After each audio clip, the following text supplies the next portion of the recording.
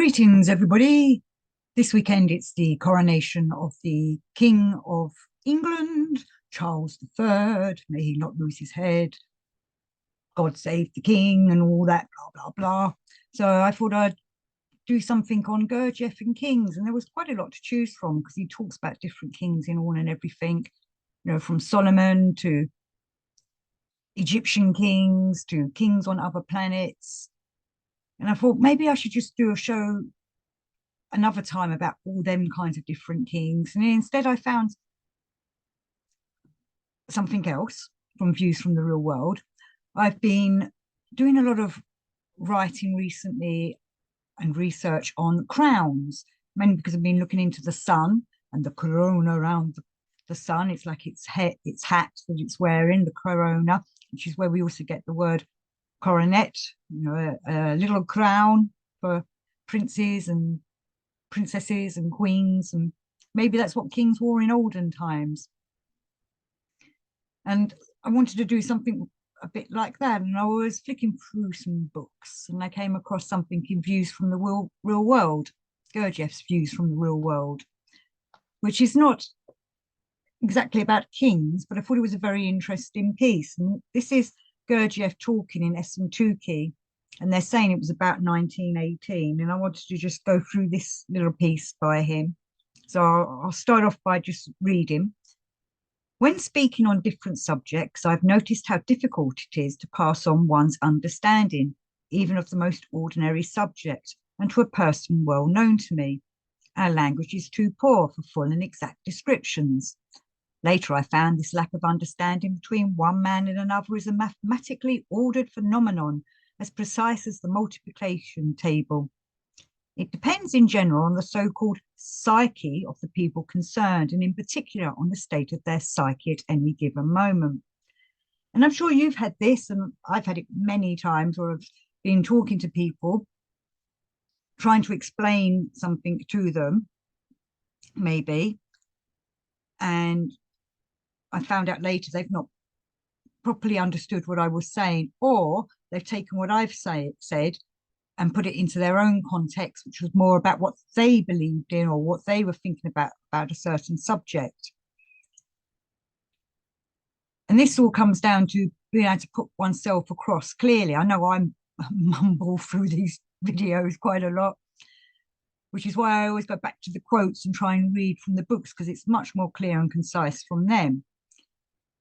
But I do know I've spoken to people before about certain subjects and thought we were both on the same page, and then found out later we weren't, because a lot of the time we're hearing what we want to hear, or we hope that someone's into the same thing that we're into.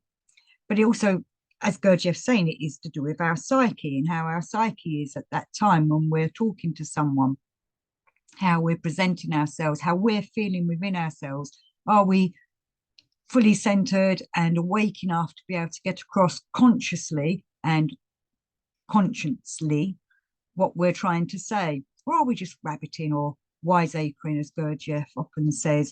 And I've also found it the other way around. I've had people try and explain things to me that I found quite confusing sometimes. And normally they're just rambling on, thinking I'm following them.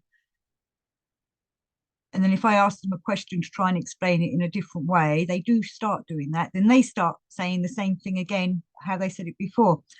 Again, we're not awake enough to be aware of what it is we're saying. I shall continue. So this is Gurdjieff. The truth of this law can be verified at every step. In order to be understood by another man, it is not only necessary for the speaker to know how to speak, but for the listener to know how to listen. This is why I can say that if I were to speak in a way I consider exact, everybody here, with very few exceptions, would think I was crazy. But since at present I have to speak to my audience as it is, and my audience will have to listen to me, we must first establish the possibility of a common understanding. And that's going back to, I've given talks before, I've run a few groups before as well in my time, thinking that I was being understood by everyone. And sometimes people, when you're up there on that platform, people are all ears listening, but maybe not fully taking in what one's saying, or again, putting what they want to believe to what I'm saying. Now I sound crazy. I'm just going to read. In the course of our talk, we must gradually mark the signposts of a productive conversation. All I wish to suggest now is that you try to look at things and phenomena around you, and especially at yourselves from a point of view, from an angle that may be different from what is usual or natural to you. Only to look, for to do more is possible only with the wish and cooperation of the listener. When the listener ceases to listen passively and begins to do, that is when he moves into an active state. So when we're talking, we're not always giving a clear and concise conversation.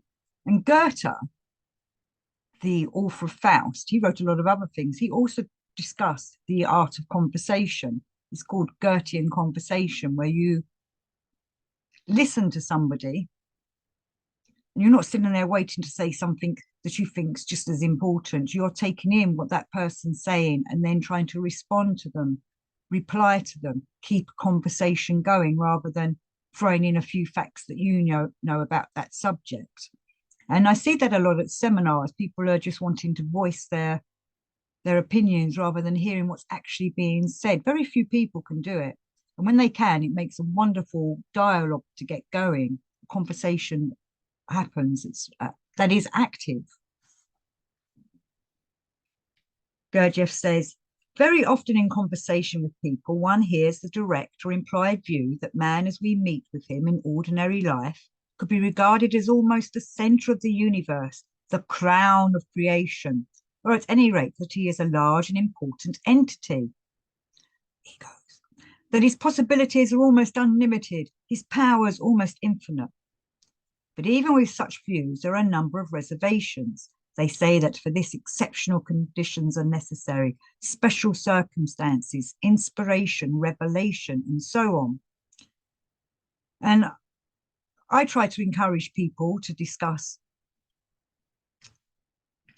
the reasons behind why they're into that subject or why they're discussing that subject. What is the revelation or the revelatory thinking that's coming from that? Why are you going down that path? Why are you talking about this subject? Is it helpful towards your own development, or are you just wiseacring, as Gurdjieff would say? Continuing Gurdjieff. However, if we examine this conception of man, we see at once that he is made up of features which belong not to one man, but to a number of known or supposed separate individuals. We never meet such a man in real life, neither in the present nor as a historical personage in the past, for every man has his own weaknesses, and if you look closely, the mirage of greatness and power disintegrates. It's kind of coming back to we're always disappointed when we meet our heroes, but then we shouldn't be putting people on pedestals. People are looking for leaders all the time that will show them the way, whether it's in a material world or a spiritual world. People want to be shown what to do, how to do it. And we raise them people up high on pedestals that after a while, one begins to see people's infallibility. Nobody is perfect. I've heard and read many stories about Gurdjieff. I've heard and read many stories about Aleister Crowley. I've heard and read many stories that disappoint me in many of the people that I follow, but that's because they're human, all too human. There is no perfected person out there for us to follow or look up to, because no one is a developed enough man. But also, gossip and hearing about the infallibilities of other people that we admire is just gossip and is a lower form of conversation. Obviously, if we see something with our own eyes, then that makes a difference on our understanding of how a person is or why they're like that. None of us that are watching this or listening to this met Gurdjieff, so we can't say what kind of person he was, or maybe he was acting in a certain way for certain people. You've got to remember, he didn't want admirers, he didn't want followers. He wanted people to work on themselves and develop, and then go off and continue that way, themselves, and pass on that kind of teaching. But there are many people out there that say they're spiritual teachers, that do want that admiration, that do want to be followed, that do want their ego lifted up. And we have to be able to discern who are true teachers and who maybe started out as true teachers, and maybe they got taken over by dark forces on the way. I've seen people change when things get good for them, or they become famous, or that power is brought to them. There is a change in people in that kind of thing.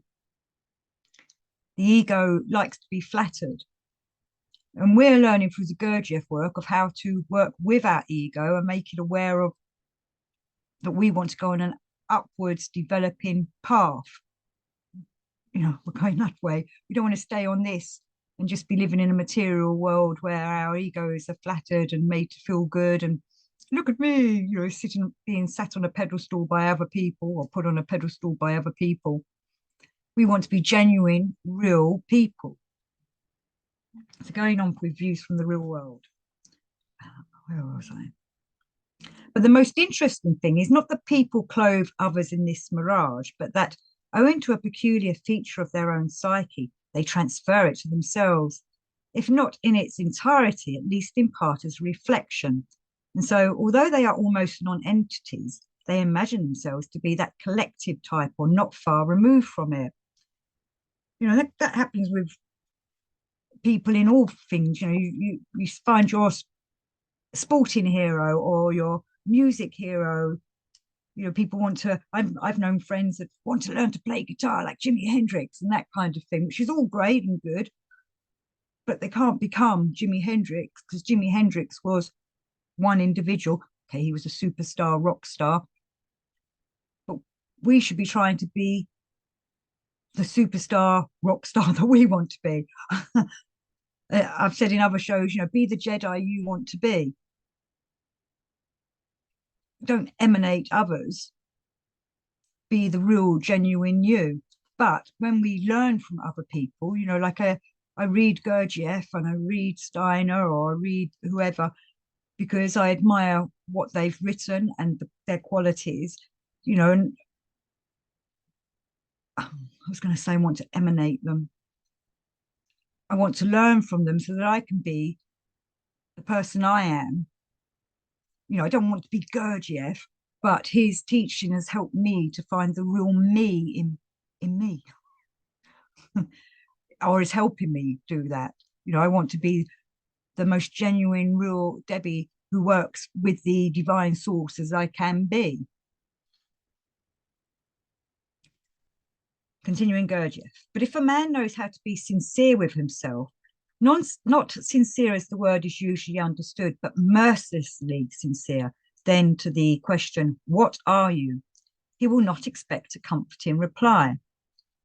So now, without waiting for you to come nearer to experiencing for yourselves what I am speaking about, I suggest that in order to better understand what I mean, each of you should now ask yourself the question, what am I? I am certain that 95% of you will be puzzled by this question and will answer with another one. What do you mean? And I've been doing these shows for a few years now, and this is what I'm trying to encourage people to do. Who are you? Do you know? The wording over the entrance to many of the mystery schools of the ancient past was know thyself. Do you know yourself? Or is it have you got a false ego trying to give you a false personality and make you something that you are not?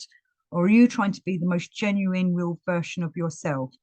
Which is why it is hard to look at ourselves, and we have to be sincere with ourselves. And it does make a lot of people kind of fall off the path for a while, because they find it very difficult to mercilessly be sincere with oneself. We have to look at our shadow side as well as our light and bright side. We have to look at our false self as well as our genuine self that we're attaining to be. We have to look at what our responsibilities are. We have to look at how we've been in the past. We don't cling to the past. We understand why we were like that, because we weren't an awake person. And we have to look at how we go through life asleep and make obviously many mistakes and do stupid things and so on. And it can be quite painful to look at all this, but it is thoroughly rewarding if you do it sincerely. Continuing Gurdjieff. So he's saying about, you're asking this question. And then the people reply, what do you mean? And Gurdjieff says, and this will prove that a man has lived all his life without asking himself this question, has taken for granted as axiomatic, that he is something, even something very valuable, something he has never questioned. And Gurdjieff talks a lot about that something. He uses that word a lot. What is that something? I hope people have been pondering on that. At the same time, he is unable to explain to another what this something is, unable to convey even an idea of it, for he himself does not know what it is. Is the reason he does not know because, in fact, this something does not exist, but is merely assumed to exist? Is it not strange that people pay so little attention to themselves in the sense of self-knowledge? Is it not strange with what dull complacency they shut their eyes to what they really are and spend their lives in the pleasant conviction that they represent something valuable? They fail to see the galling emptiness hidden behind the highly painted facade. Oh, lost my place. They fail to see the galling emptiness hidden behind the highly painted facade or facade created by their self-delusion. I'm having a self-delusion over that word. I can say it. And do not realize that its value is purely conventional. Now, are we looking for something purely conventional, or are we looking for something purely true? True, this is not always so. Not everyone looks at himself so superficially. And that's, the important thing here of what I'm trying to encourage. Are you looking at yourself superficially, or are you looking at yourself mercilessly, sincerely? Are you being genuine? There do exist inquiring minds which long for the truth of the heart, seek it, strive to solve the problems set by life, try to penetrate to the essence of things and phenomena, and to penetrate into themselves, which is what we're doing. That's what this work is. We're trying to penetrate deeply into ourselves so that we can find out who we are as an individual.